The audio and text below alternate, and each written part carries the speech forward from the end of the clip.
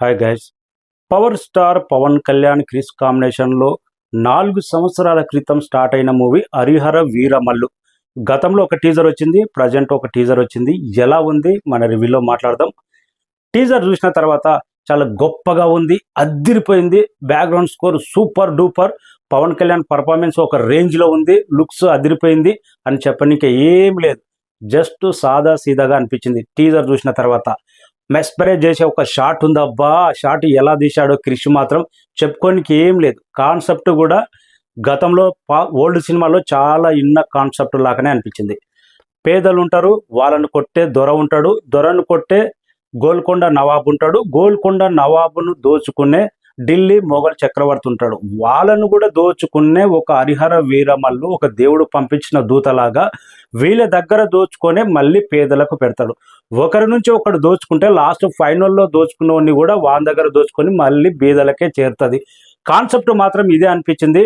Teaser concept కొత్తగా అయితే ఏమనిపించలేదు. Old సినిమాలో ఎన్టీ రామారావు, నాగేశ్వరరావు, జానపద సినిమాలో చాలా వరకు ఇలాంటి కాన్సెప్టే ఉన్నది. 4 years బ్యాక్ స్టార్ట్ అయింది ఈ మూవీ. అప్పట్లోనే రిలీజ్ అయ్యి ఈ సినిమా మీద అంచనాలు ఉన్నాయి.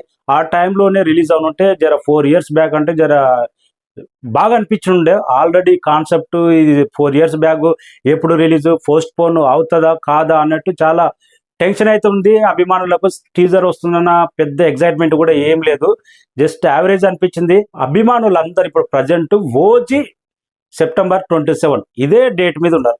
వేరే సినిమా ఏం పట్టించుకుంటలేరు Pawan Kalyan fans, only OG మీదనే ఉన్నారు.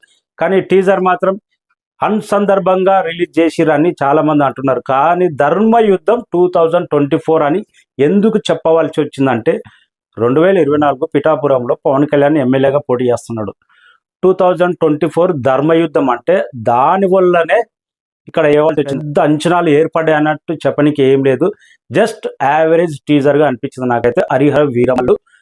Thank you so much.